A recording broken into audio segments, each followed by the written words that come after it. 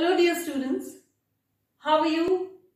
Hope you're wonderfully well at home and taking care of yourselves, your health specifically.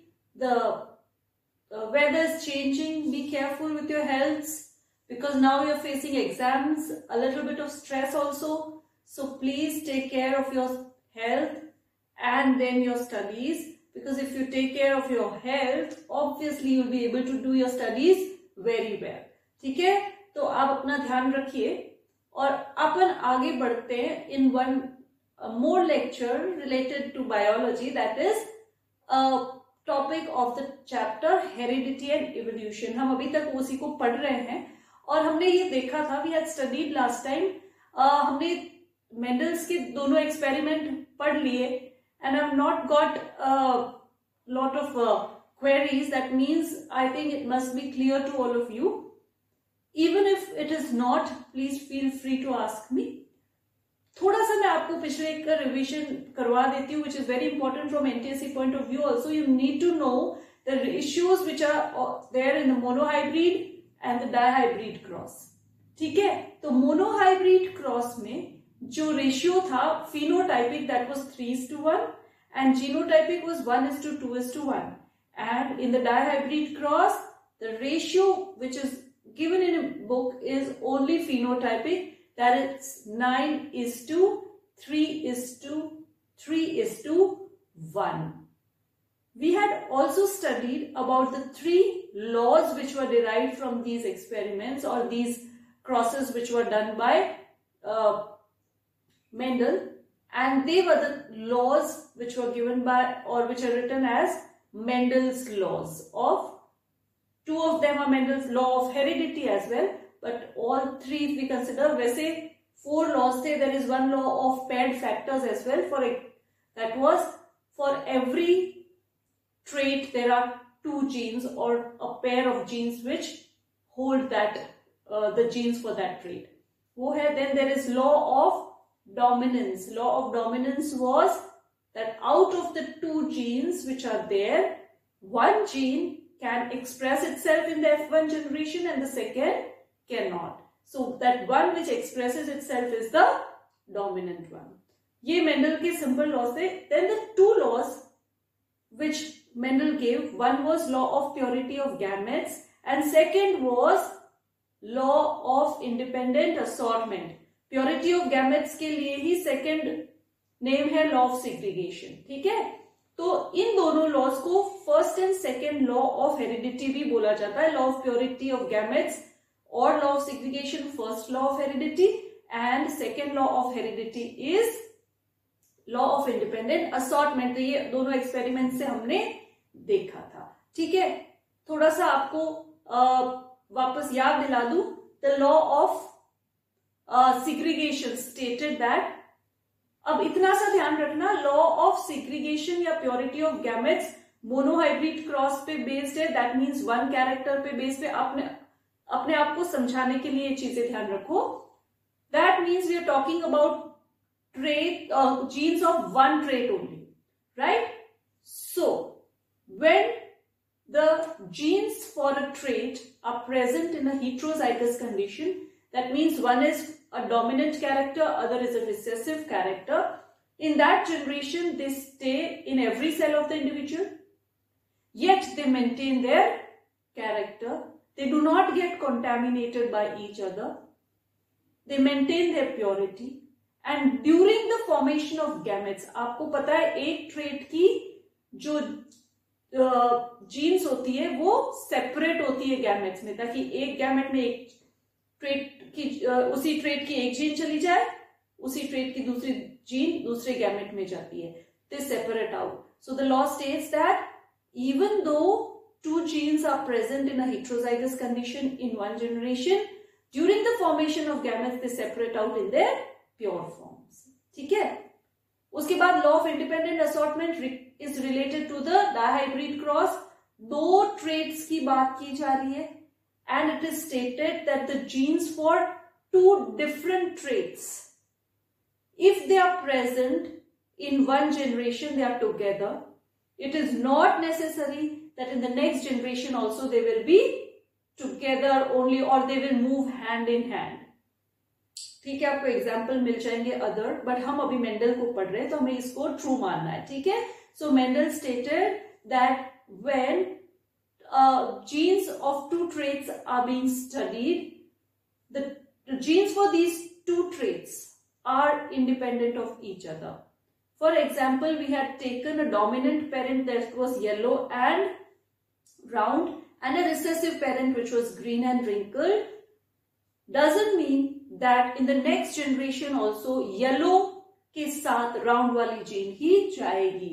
That is stated by this sentence that when two genes are together or genes for two traits are together in one generation, they are independent of each other and during the formation of gametes they assort out. Assort का मतलब arrange out independently. Yellow नहीं देखता कि round कहाँ गया, round नहीं देखता कि येलो कहाँ गया. they are independent of each other. Nature पे डिपेंड करता है कौन सा कहाँ चला जाता है. So they arrange out independently. When genes for two traits are being studied together, the genes for both these traits are independent of each other and during the formation of gametes, these two assort out independently. ये थे law of independent assortment. Hope this is clear to you. Okay, just excuse me. Okay, so this was clear to you, right? अब अपन आगे बढ़ते हैं. Depending on this, हमने ये देखा that during the formation of gametes, the एक traits की genes separate out हो जाती है. So based on that, we have to study, which is very important from exam point of view, that is sex determination in humans. How the gender humans में how the gender of a child is decided. See, in humans, the male has X and Y chromosomes. The female has X and X chromosomes. Now, this is one pair of chromosomes. ये mail या female characters को control करने वाली jeans है. Other there are, मतलब ये तो एक क्रोमोसोम हो गया, ये दूसरा हो गया, ये एक हो गया, ये दूसरा हो गया, तो एक पेयर है लास्ट पे. Other there would be 22 pairs plus 1 pair. ठीक है, दैट मीन्स कुल कितने, this is also 1 pair, so 23, there would be 44 plus XY. These 44 are same, or we can say 44 plus XX. These 44 we don't write because they are same in males and females. ठीक है, so हम इसको हटा के generally mails में क्या लिखते हैं, we write males have XY type of chromosomes, females have XX. Males are heterogametic, females are homogametic. This is there in every cell. Now during the formation सबसे पहले क्या होता है, gametes form होते हैं. So one X will go here, the Y will go in another gamete. One X might go in one sperm, Y would go in the other sperm. In the ova, there would be, all ova would have only X type of chromosome. ठीक है. Now this is in one generation, parent generation, gametes of the parent generation. Now for the next generation to come, there would be fusion of these two gametes. So let's take this X. This X can fuse with this X. So the resultant child would be XX. XX is like the female. So this would be a girl child. This X can also combine with this. Again it would be XX. It would be a girl child. Now when it comes to the Y chromosome, this Y, if it combines with this, it would be XY, resulting into a boy child.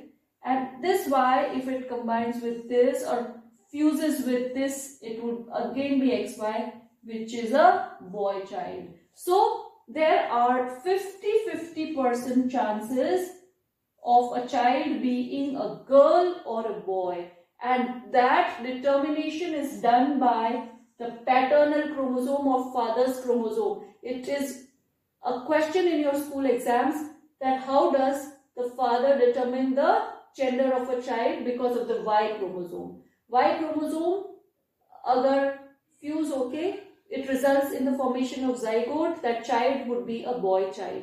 ठीक है?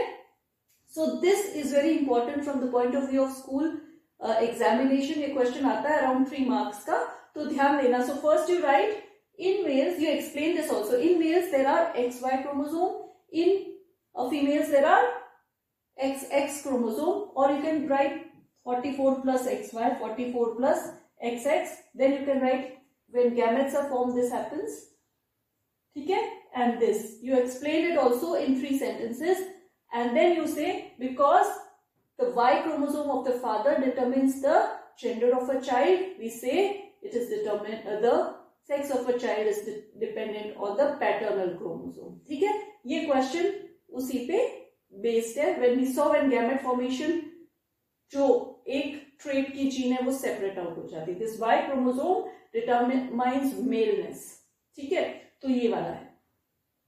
अब एक चीज और hint दे दूं मैं आपको. This is यहां तक तो आपके कोर्स में है, बोर्ड के एग्जाम के लिए बहुत इंपॉर्टेंट क्वेश्चन है. लेकिन one thing which is a little higher thing, अगर आप बोर्ड के लिए प्रिपेयर कर रहे हैं, don't pay attention, but in your higher classes it might be there. If you want to see how many type of gametes can be produced by a heterozygous pair. देखो when there is homozygous pair सारे gametes एक type ही बनेंगे, लेकिन heterozygous कोई cell है अगर, तो आपको ये देखना है कि कितनी हेटेरोजाइगस कंडीशन की पेयर है. For example if this male had black eye, उसके लिए ब्लैक आई कलर था तो दोनों होमोजाइगस थी अगर मान लो, या अपन सी किसी टॉलनेस के लिए टी दे देते, ये एक्स वाई था. अब अगर अपन कोई भी कैरेक्टर जैसे हेयर कलर को ऐसे दे दे तो कितनी हमें देखनी है हेटेरोजाइगस पेयर्स है. सो ये मेल्स 44 सेम है, ये हेटेरोजाइगस पेयर एक है. So what do we write? 2 raised to n, 2 raised to the number of heterozygous, 2 raised to the number of heterozygous pairs. तो यहाँ पे 2 raised to 1 heterozygous pair है, तो इसको 1 करेंगे. So we can see that 2 types of gametes can be formed having 2 different configurations. हमें क्या देखना है कि एक heterozygous, अगर आपको ऐसा सेल दे दिया जाए जिसमें TT है और HH है और YY है, कुछ भी, I am just denoting it by dominant by capital, recessive by small. ठीक है? To explain how many gametes can this cell form. Male का देखा because 2 raised to n was 1 only, 1 pair was different, it forms 2 different type of chromosome. अगर ऐसा कोई cell आ जाए जिसमें इतनी 1 2 3 4 types of heterozygous pairs है, तो it will be 2 raised to 4. That means 2 into 2, 4 into 2, 8 into 2, 16. So 16 different types of gametes can be formed. ये आपके higher classes का है, और may be someday you face some kind of Olympiad, तो ये आ सकता है. ठीक है? So this is just a formula to determine how many number of gametes can a cell form depending on the heterozygous pairs. ठीक है? तो ये आपके बोर्ड के लिए जरूरी नहीं है, so you can omit out. This part is very important for boards and NTSC, so please do it very well. ठीक है? तो यहाँ पे हमने पढ़ लिया how characters are inherited, how heredity takes place.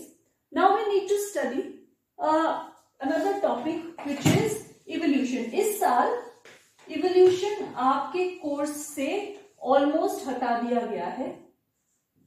Heredity और evolution में मेंडल इनहेरिटेंस के लॉज पे ज्यादा ध्यान दिया गया है. Evolution has to be in brief, yet we would study it so that कहीं पे भी क्वेश्चन आ जाए तो हम कर पाएंगे. So what I told you is let's talk about evolution. It's a general thing. आप अगर evolution के बारे में सोचे, मैं आपको कहूँ कि इसको define करो, तो it would be difficult for you, but you'll understand it, right? So what is evolution? It is a process, a very slow process in which changes occur and there is development of a new character, something which was different from the earlier one. That process is called evolution and it is very slow process. ठीक है, तो evolution के लिए अगर हम करें तो it is descent. descent मतलब आगे बढ़ना. ये descent तो वैसे तो नीचे आना होता है, बट हम वही मान रहे हैं कि पहले से नीचे की ओर आए. descent with, सॉरी मार्कर में चेंज कर लेती हूँ.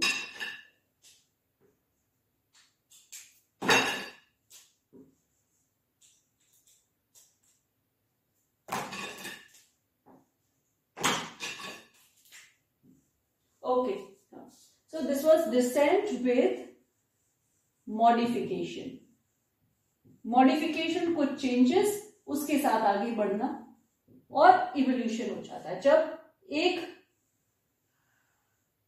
हमने ये सर्कल बनाया, सेकेंड हल्का सा चेंज आया, थर्ड हल्का सा चेंज आया, फोर्थ काफी चेंज आया, fifth would be a different shape. ठीक है, so this process can be called this and this are different, so we say it has evolved into a new way. तो यही है humans का माना जाता है. आपने सुना भी होगा that we have come from monkeys or apes, है ना, ये सुना हुआ है. the process जिससे humans आए can be called evolution. और evolution हम chimpanzees का और हमारा DNA 99.99% सेम है, but we have not descended from chimpanzees. It is that both of us had some common ancestor.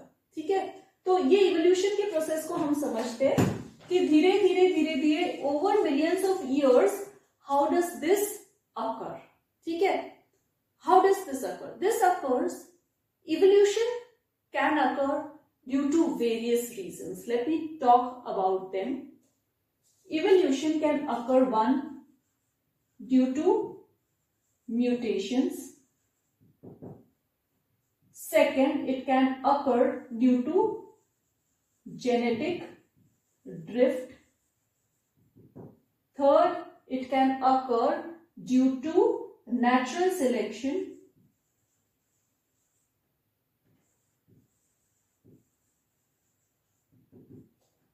Then it can be due to random breeding also. Random breeding या random mating, जब there is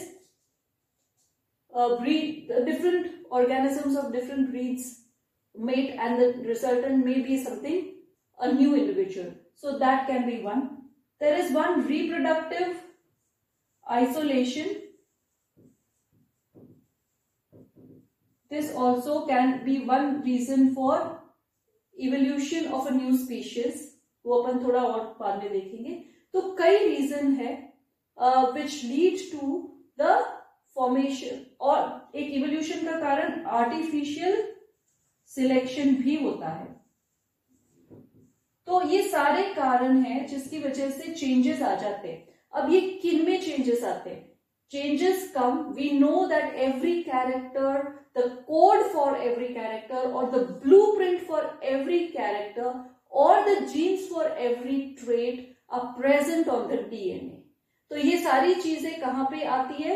DNA में. जब ये सारी चीजें effect होती है, जैसे म्यूटेशन DNA में आ जाता है, genetic drift, this is all related to DNA. Mutation मतलब हल्के हल्के चेंजेस, स्मॉल चेंज. ठीक है, genetic drift also depend is related to the DNA. Natural selection, genes का ऐसा सिलेक्शन जो बेनिफिशियल हो उसको सिलेक्ट करके आगे जाना, naturally by nature, not by us. Artificial selection becomes what? Man also in plants and animals selects by breeding, random breeding. What he does, he likes one wheat plant, he likes another wheat plant which is high yielding. His earlier wheat plant was tall and disease resistant, but the second species was high yielding. Now he wants both the characters in one. So what? Pollination दोनों में करवा के try करते जाएंगे. धीरे धीरे ऐसी breed आ सकती है जो डिजीज रेजिस्टेंट भी हो और हाई यील्डिंग भी हो, या उसको कोई कैरेक्टर एलिमिनेट करना है तो उसमें ब्रीडिंग होने ही नहीं देगा. So man can do this by artificial selection. जैसे आर्टिफिशियल सिलेक्शन से मैन ने क्या किया है, वाइल्ड कैबेज प्लांट जो था उसी से kohlrabi, cauliflower, cabbage, broccoli, these all are, उनका पेरेंट प्लांट एक ही है. Now man according to his needs, wants and likes selected the traits जो उसको डेवलप करनी थी. जैसे स्मॉल डिस्टेंस बिटवीन लीव्स, या फ्लावर्स का डेवलपमेंट अरेस्ट करवा दिया. कैसे? By giving nutrients which could disturb these processes, and then growing the plants. Again breeding with a plant which had less flower development. इस type से randomly करके उसने broccoli develop की अकॉर्डिंग टू अवर नीड. उन्होंने cauliflower, cabbage, ये सारे plants man के artificial selection की वजह से ही आए. He chose what he liked and he grew those things, and ultimately उन्हीं की ग्रोथ ज्यादा हो गई. ठीक है. सो दिस प्रोसेस इज, जैसे मैन ने किया कि भाई मुझे इस प्लांट में ये पसंद आया, उस प्लांट में वो पसंद आया, मैं दोनों को पॉलिनेट करवा के एक नया प्लांट लाऊंगा जिसमें हो सकता है दोनों क्वालिटीज आ जाए. ये भी हो सकता है दोनों चली जाए, लेकिन रैंडम एरर चलता रहता है. वैसे ही नेचर कई बार कुछ जीन्स सिलेक्ट कर लेता है जो बेनिफिशियल हो, समटाइम्स हार्मफुल जीन्स को इरेडिकेट कर देता है. Nature helps an individual to survive. तो उस प्रोसेस को नेचुरल सिलेक्शन बोलते हैं. जैसे आर्टिफिशियल है वैसे natural. All these are factors which effect the evolutionary process. ठीक है.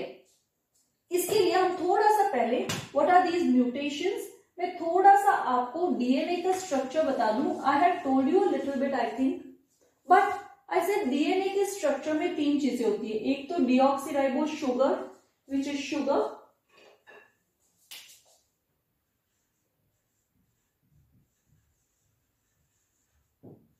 this is sugar.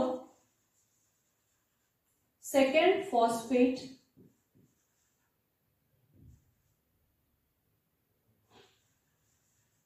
And third is nitrogenous bases.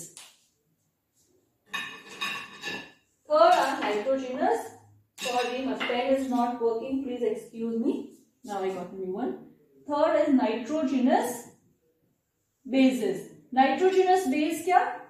A basic compound which has nitrogen. ठीक है. तो ये तीनों मिलके डीएनए का स्ट्रक्चर बनाते हैं. For example, if this is a sugar, this is phosphate, तो यहां पे नाइट्रोजनस बेस होगा. And these nitrogenous bases are of 2 types, pyrimidines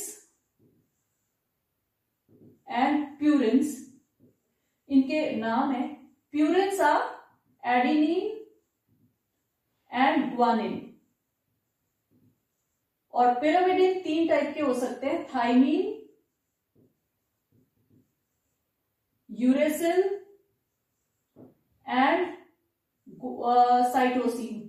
now what are this purine and pyrimidine? We can say they are nitrogenous bases. हम इतना ही करते हैं उनके structure के अकॉर्डिंग. एक में डबल रिंग होता है प्यूरिन्स में, और पिरामिडिन में सिंगल रिंग होता है. उस पे बेस्ड है इनका डिफरेंस. लेकिन ये जो यूरेसिल लिखा है, प्लीज इसको ध्यान रखना, डीएनए में नहीं है, तो मैंने ऐसे क्रॉस किया. डीएनए में यूरेसिल नहीं होता. Uracil is a pyrimidine which is a one nitrogenous base which has one ringed structure, ringed, but it is not present in DNA. It is present in RNA. RNA में इस thiamine की जगह uracil होता है. DNA की copy. For example, now this is a adenine, तो यहां पे होगा second sugar would be connected, phosphate यहां पे हो सकता है थाइमीन हो, फिर और शुगर, फिर हो सकता है ग्वानिन हो, साइटोसिन हो. I am just writing. मैं आपको, ये तो बैकबोन है, so I am not drawing again. Let me tell you. A अगर होगा, एडेनिन होगा, साइटोसिन हो सकता है, ग्वानिन हो सकता है, थाइमीन हो सकता है डीएनए में. सेकेंड, ये वाला एक स्ट्रक्चर ऐसे बनता है. This is one side. Other side there would be another sugar, phosphate, this also sugar, phosphate, और एक बॉन्ड यहाँ पे नाइट्रोजनस बेसेस होंगे. दिस इज शुगर, फॉस्फेट, ये तो आप दोनों एक ही है कॉमन, शुगर फॉस्फेट। यहां पे नाइट्रोजनस बेसेस होते हैं like this, inside pointing inside, and I am talking about them. This is the internal structure of DNA. ये एडेनिन है या साइटोसिन है एक रिबन पे, ग्वानिन है, थाइमिन है one side of DNA. It was like this, like this. So on this side I have written ये वाला, इसको मैंने ऐसे खोल दिया और यहाँ पे लिखा स्ट्रेट करके। इसके सामने होगा एडेनिन के साथ हमेशा, adenine and guanine AG are purines, तो प्यूरिन के साथ हमेशा पिरिमिडिन बाइंड करता है, तो A के साथ हमेशा in DNA it would be thymine, C के साथ it would be guanine. This way DNA में ऐसा बॉन्डिंग होगा। इस साइड फॉर एग्जांपल इस साइड ए है तो इस साइड सामने टी होगा दूसरे वाले रिबन पे। This is the structure of DNA, these are the nitrogenous bases का पेयर। मैं इसीलिए बता रही हूं कि म्यूटेशन इनमें इस सीक्वेंस में चेंज आने से ही हो सकती है। नाउ जब डीएनए का कॉपी बनता है, दिस इज डीएनए, आरएनए बनेगा तो यहां पे टी की जगह क्या आएगा, there would be U. It is also a pyrimidine nitrogenous base, but RNA में ध्यान रखना है, क्वेश्चन आता है यूरेसिल होता है, राइट।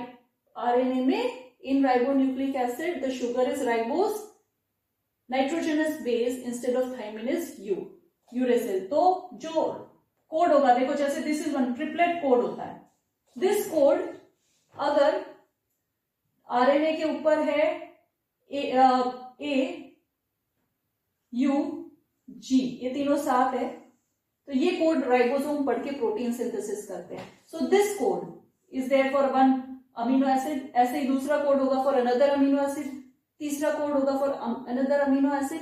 तो ये कोड जो है, जब आरएनए ये कॉपी करके कोड बाहर जाता है तो राइबोसोम उस पर अटैच हो जाते हैं, उस कोड के अकॉर्डिंग तीन ये साथ आ गए, okay they get a sign that this is for one amino acid, उस अमीनो एसिड को पकड़ के लाओ।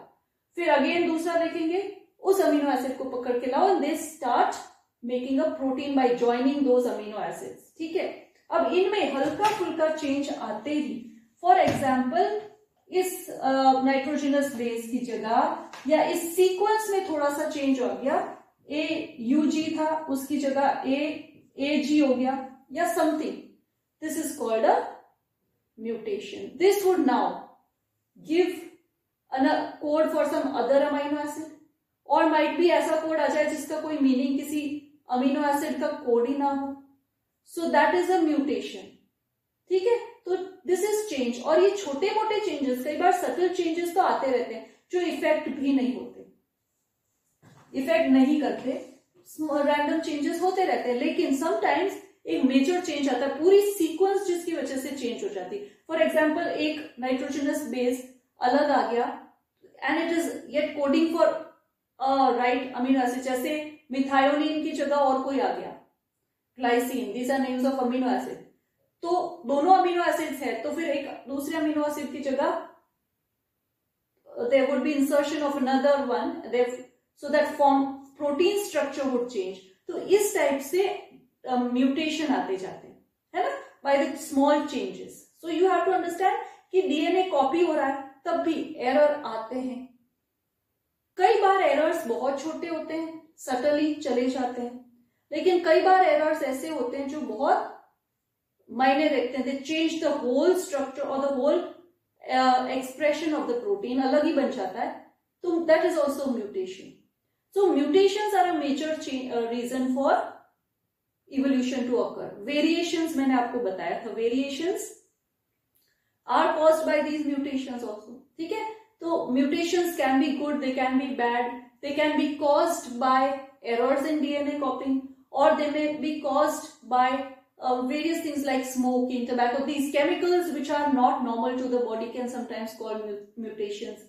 Sometimes radiation, X-rays, all these can cause mutations. So mutations की वजह से it forms a major cause for evolution. ठीक है, जेनेटिक ड्रिफ्ट तो डीएनए का मैंने आपको इसीलिए बताया सो दैट यू अंडरस्टैंड कि कहां पे कैसे सीक्वेंस में चेंज आने के, और एक हल्का सा चेंज आने की वजह से बहुत मेजर देयर कैन बी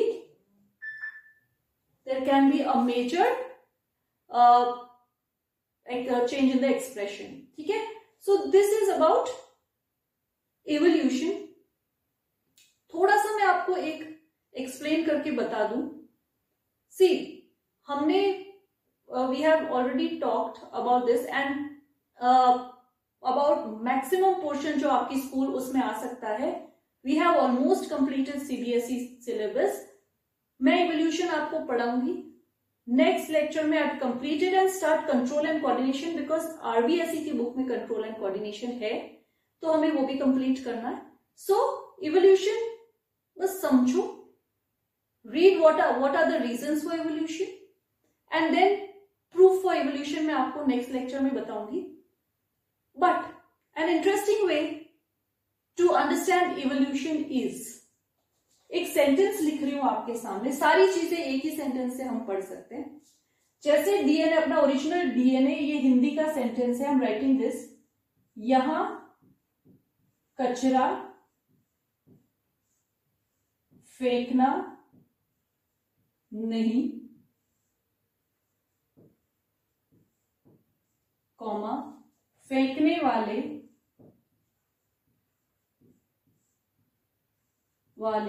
को सजा. ठीक है, that means this is our original DNA. This is an instruction that नगर निगम और government wants to give to the students और द चिल्ड्रन और द पेरेंट्स और the people around, that at this place you should not throw any kind of garbage, otherwise you would get a punishment. So यहां कचरा फेंकना नहीं, comma, फेंकने वाले को सजा. ठीक है, and a person is given the duty that this is our original DNA. इस कॉपी होता जाएगा generation to generation. So now let's see, there is copying process going on. तो एक इंसान को कहा गया कि भाई ये तू पूरा कॉपी कर, हर बेंच पे लिख गया. So what would he do? Someday हो सकता है वो ये बिंदी लगाना भूल जाए. ठीक है, this is a change, variation तो है, हल्का सा म्यूटेशन भी आया, बट इतना बड़ा नहीं था. Everybody can still read it. ठीक है, नाउ मान लो स्लोली इससे ये क की थोड़ी सी ये हट गई, माइट बी वन डे ये भी हट गई, तो ये एक बड़ा मेजर चेंज आ गया. एक्सप्रेस होगा लेकिन फिर भी सेंटेंस का मतलब आ रहा है. It is not very major. This is okay, फेंकने की जगह फेंकना हो गया, तो person will notice that change. That change is noticeable yet not harmful. पूरे सेंटेंस का मतलब निकल के आ रहा है. ठीक है, अब ऐसे करते करते फॉर एग्जाम्पल ये चंद्र बिंदु गायब हो गया, तो भी यहां कचरा फेंकना, दीज ऑल आर म्यूटेशंस, ये हो सकता है. लेकिन after 100 times, what that person gets tired, this comma becomes like this comma becomes slow, and then suddenly this goes away. यहाँ कचरा फेंकना नहीं, फेंकने वाले को सजा. ठीक है, it's kind of confusing. And then he remembers कि क्या है, तो ये यहां लगाना था, इसकी जगह वो क्या करता है, यहां लगा देता है. This is a major big mutation, major big variation. इस वेरिएशन की वजह से आप देखो क्या हुआ, यहां कचरा फेंकना नहीं, फेंकने वाले को सजा. That means the whole meaning of the sentence has changed. The message that was to be given has been reversed. It is giving an opposite message. तो ये एक major change ले आएगा. This would be giving a very different message from the original one.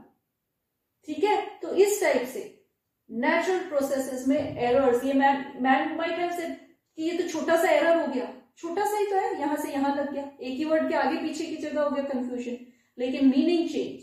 So such changes also occur in nature when DNA is being copied और there are various chemicals around, and sometimes they are subtle, they are not very expressible, but sometimes they cause major expression and they can change the total meaning of a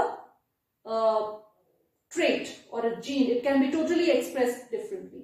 तो इसको हम कहते हैं how evolution occurs. Slowly we got a new sentence.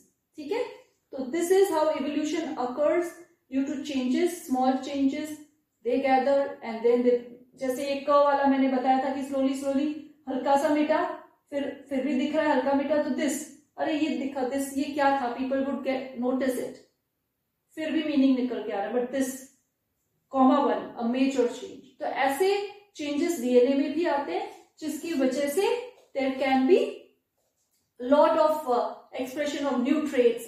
Some traits may disappear, some may come, some new proteins may be synthesized, some protein may be lost, something happens like this. ये simple आपको explain करने का तरीका है कि जैसे nature में भी no process is perfect and this small changes lead to evolution of new species. Genetic drift का मतलब है, genetic drift means a random change in gene frequency.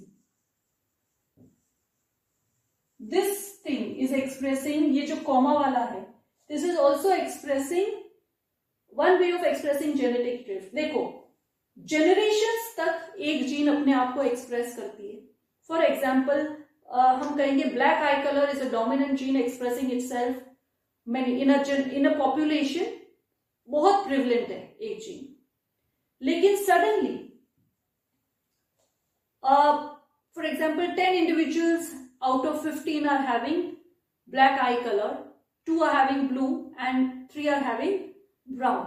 तो हम कहेंगे black is a very gene which has high frequency. Frequency मतलब number of time it expresses itself. Next generation में भी बहुत ब्लैक है, उसके बाद भी बहुत ब्लैक है, so that gene has a high frequency. Frequency means number of time a gene expresses itself. And then suddenly in one time what happens that 7 people out of the 15 have green eyes suddenly. तो उस दूसरी gene की frequency कम हुई. This sudden change जिसकी वजह से एक gene की फ्रीक्वेंसी चेंज हो जाती है, we say it's a genetic drift. This genetic drift also can lead to evolution. Reproductive random mating, जैसे दो डिफरेंट इंडिविजुअल्स है, उनमें मेटिंग होता है, they don't have the same traits and characters, तो there is possibility of getting a new individual. ठीक है. Natural selection, I said nature select some genes जो एक्सप्रेस हो जाती है लेटर ऑन. ठीक है. तो these are all the and artificial selection मैंने आपको बताया. ये सारे रीजंस है फॉर इवोल्यूशन. तो evolution means changes occurring with time and leading to formation of new characters और डिसेंट विद मॉडिफिकेशन. ठीक है. अभी इस लेक्चर में आप इतना पढ़िए. नेक्स्ट लेक्चर में I complete this and tell you about control and coordination, brain के फंक्शंस, parts के functions and the structure of neuron you all know, but I'll revise it. So in 2 lectures we'll complete the portion which is related to NTSE. Then I would take some lectures 1 or 2 or 3 maybe related to the natural resources. Something might be from RBSE and we'll complete it.